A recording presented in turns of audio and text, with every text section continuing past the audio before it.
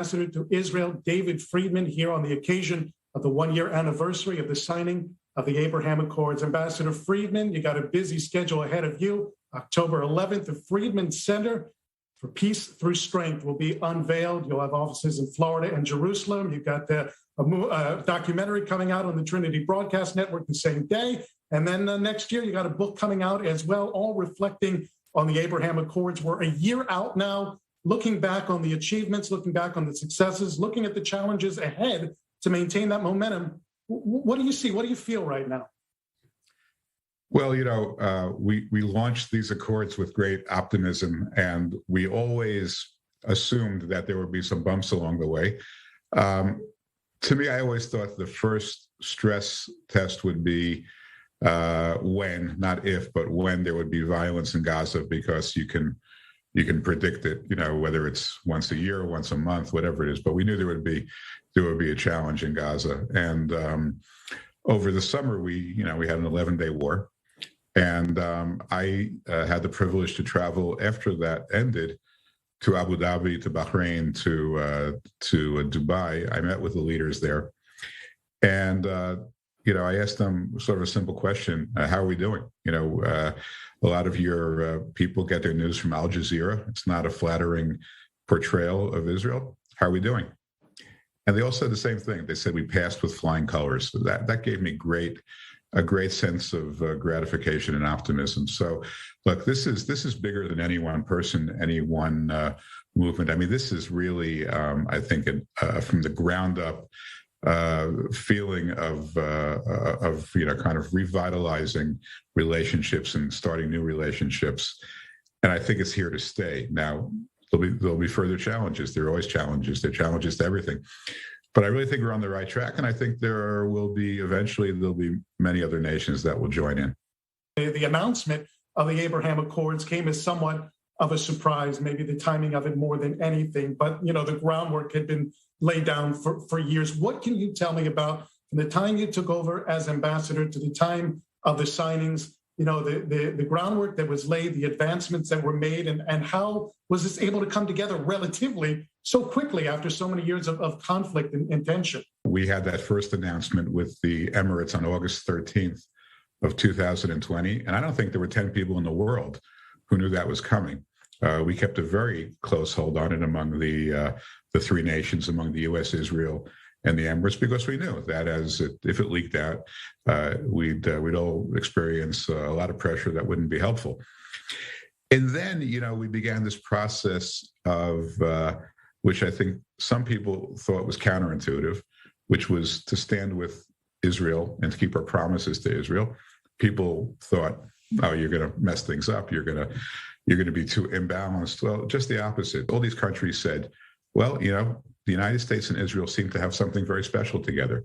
And you know what? We'd like to join that circle of trust, that circle of innovation and security and prosperity. So in a sense, Israel became more popular, not less popular, as a potential ally within the region. And of course, we made it clear that we thought that these nations should align with Israel as part of our overall geopolitical strategy. From the inside, I always knew that we were moving in a direction, not just blindly endorsing Israel's views, although obviously Israel, without question, is our most important ally in the region. But I knew we were taking steps that would make the entire region more stable and more peaceful. And over time, we were able to achieve that. One of the things that gave the United Arab Emirates and Bahrain cover to sign on the dotted line for the Abraham Accords was that it was going to eliminate either the promise or the threat, depending on your political point of view, of Israel applying sovereignty to Judea and Samaria, and other people's parlance, annexing parts of the West Bank.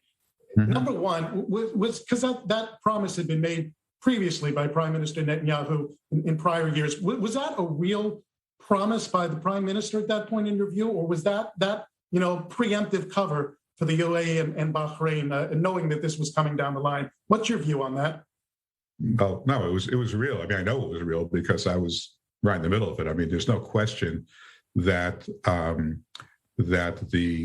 sovereignty movement was going forward with the support of the United States.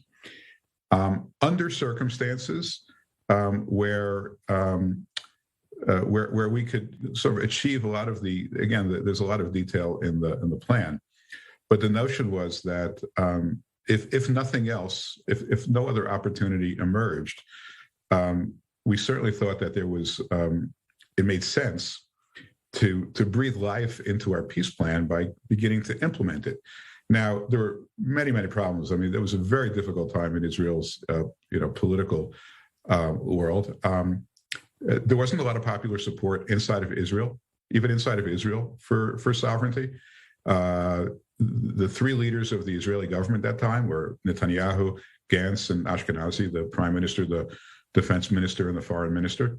Of those three, the defense minister and the foreign minister were absolutely against the notion of sovereignty on any kind of a meaningful scale. And what happened was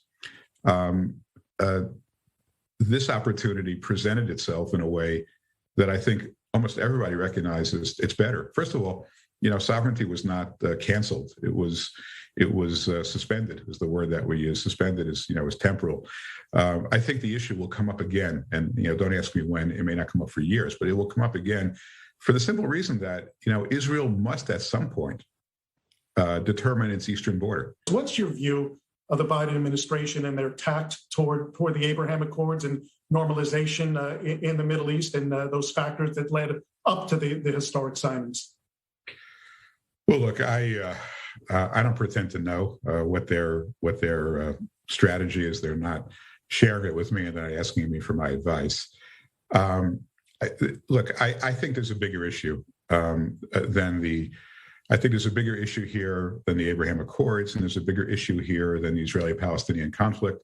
And there's even a bigger issue here than the Israeli-U.S. relationship. The issue right now that matters most is whether the United States is a meaningful player on the world stage and can drive outcomes that are in the best interests of regional and international stability and prosperity. I mean, that was what the United States has always been. The big issue is, are we withdrawing?